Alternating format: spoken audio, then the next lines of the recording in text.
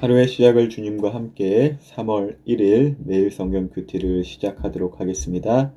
오늘 함께 읽을 성경은 시편 51편입니다. 우리의 몸과 마음, 뜻을 다해서 함께 읽도록 하겠습니다. 오 하나님, 주의 한결같은 사랑으로 내게 자비를 베풀어 주소서. 나를 불쌍히 여겨 주셔서 내 모든 잘못을 없애 주소서. 내 모든 죄악들을 다 씻으시고 내 모든 죄들을 깨끗하게 해주소서. 내가 저지른 잘못들을 알고 있으니 내 죄가 항상 내 앞에 있습니다. 내가 주께 죄를 지어 주께서 보시기에 악한 짓을 했습니다. 그러므로 주께서 내게 뭐라고 하셔도 주의 말씀이 옳으며 주께서 내리신 판단이 바릅니다. 그렇습니다. 나는 태어날 때부터 죄투성이었습니다. 어머니가 나를 임신했을 때부터 나는 죄인이었습니다. 주는 정말로 내 속에 진실이 있기를 바라십니다. 주는 내 마음속에 지혜를 가르치십니다. 우슬초로 나를 씻겨주소서. 그러면 내가 깨끗해질 것입니다. 나를 씻어주소서. 그러면 내가 눈보다 더 하얗게 될 것입니다. 내 귀에 기쁨과 즐거움의 소리가 들리게 해주소서. 주께서 꺾으셨던 내 뼈들이 즐거워하게 해주소서. 내 죄에서 주의 얼굴을 돌리시고 내 모든 죄를 없애주소서. 오 하나님, 내 속에 깨끗한 마음을 만들어 주시고 내 안에 올바른 마음을 새롭게 해주소서. 나를 주 앞에서 쫓아내지 마시고 주의 성령을 내게서 거두어 가지 마소서. 주의 구원에 대한 기쁨을 내게 다시 주셔서 내가 주께 순종하게 하소서. 그러면 내가 나쁜 일을 하는 사람들에게 주의 길을 가르치겠습니다. 그렇게 되면 죄인들이 주께로 돌아올 것입니다. 오 하나님, 사람을 죽인 죄에서 나를 건져 주소서. 하나님, 주는 나를 구원하시는 분이시니 내 입이 주의 의로우심을 노래할 것입니다.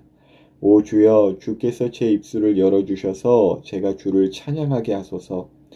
주는 제사를 기뻐하시지 않습니다. 제사를 좋아하신다면 제가 드릴 것이지만 주는 태워드리는 제사인 번제를 좋아하지 않으십니다. 하나님께서 바라시는 제사는 깨어진 마음입니다.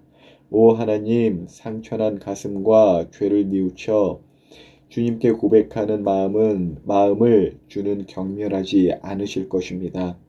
주의 은혜로 시온을 번성케 해주시고 예루살렘 성벽들을 쌓아주소서.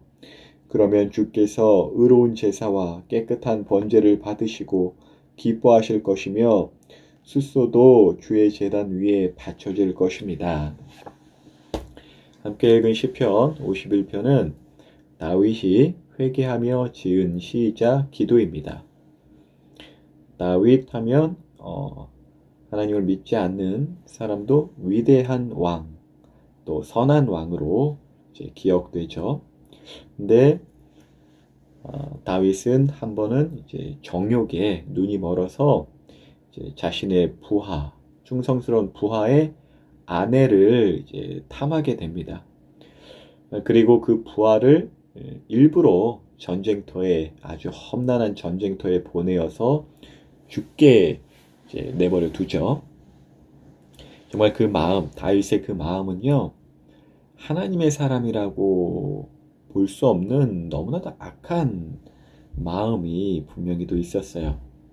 그런데 이것은 오늘날의 이제 어떠한 도덕적이고 윤리적으로 좀 성숙해진 오늘날의 또 어떤 인권, 여러 가지 이런 면에서 제가 성숙하다고 한 것입니다. 이야기가 과거에는 모든 면에서 다 사람들이 나빴다 이런 식은 아니고요. 어떤 인권이라는 문제에서 그 기준에서 다윗의 모습은 악하다라고 우리가 판단할 수 있잖아요. 그런데 사실 그때 당시에 다윗의 위치를 본다면 왕이었어요.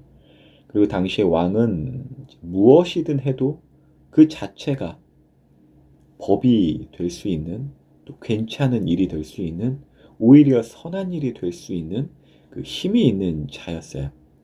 그러니까 부하의 아내를 탐하는 것, 또 부하를 전쟁터에 보내어서 죽게 하는 것, 왕으로서 이제 죄가 아니라고 하면 죄가 아닐 수 있게 되는 것이 당시 그런 어떤 왕의 모습이었다는 것이죠. 우리 현재에서도 이제 돈과 권력이 있으면 죄가 있어도 죄가 아니라고 할 수 있는 것과 살짝 비슷한 모습이에요.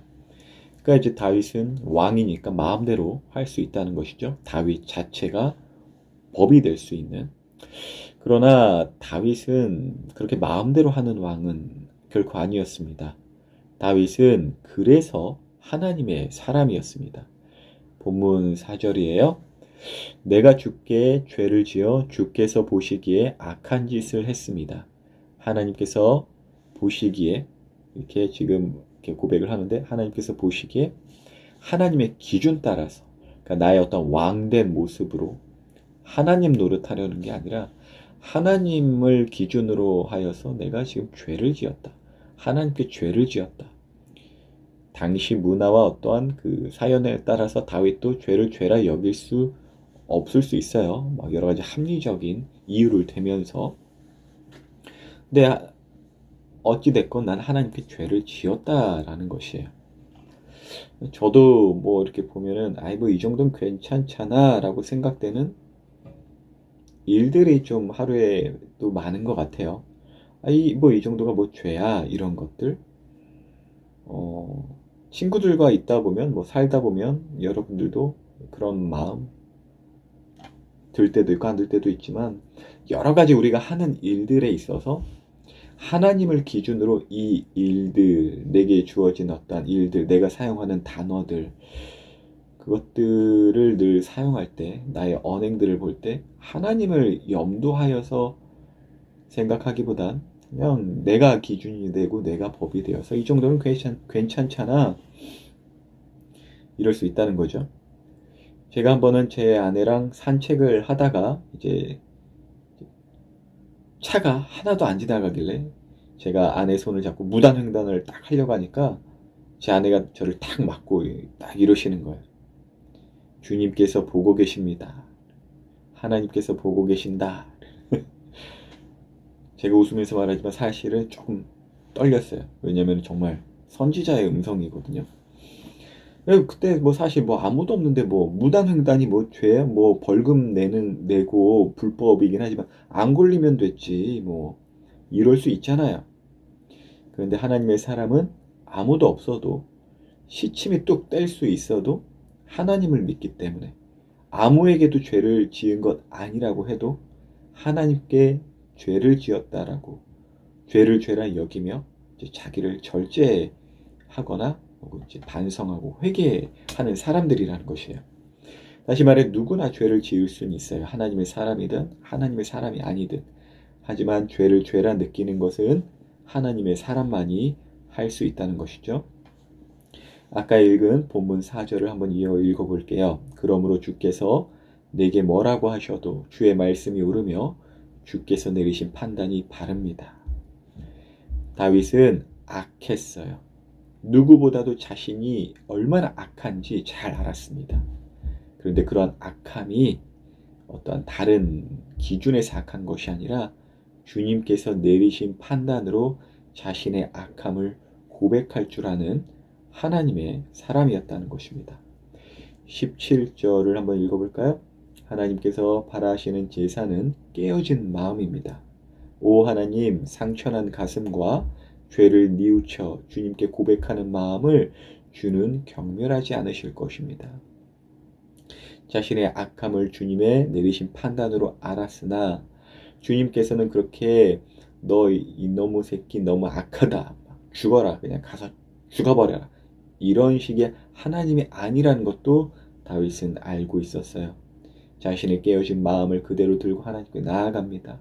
자신을 고쳐달라고 해요. 그만큼 하나님의 사랑을 신뢰했던 하나님의 사랑이라는 것이죠.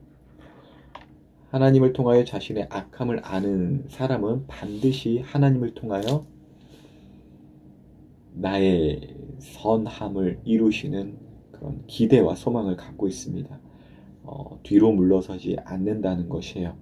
나의 죄로 인해서 그 죄책감을 갖고 하나님을 멀리하는 것이 아니라 도리어 그 죄를 디딤돌 삼아 하나님께 더욱 나아가는 사람들이 하나님의 사람이라는 것입니다. 사순절의 기간을 보내고 있습니다. 담임 목사님께서 묵상 말씀을 매일 올려주시면서 우리 함께 회개 기도하는 시간을 갖자라고 하시죠. 근데 그 묵상 말씀 밑에 항상 써 있는 말이 있어요. 그게 무엇이냐? 그리스도인은 죄가 없는 사람이 아니라 죄와 싸우는 사람입니다. 라는 문장이에요. 이것은 사실입니다.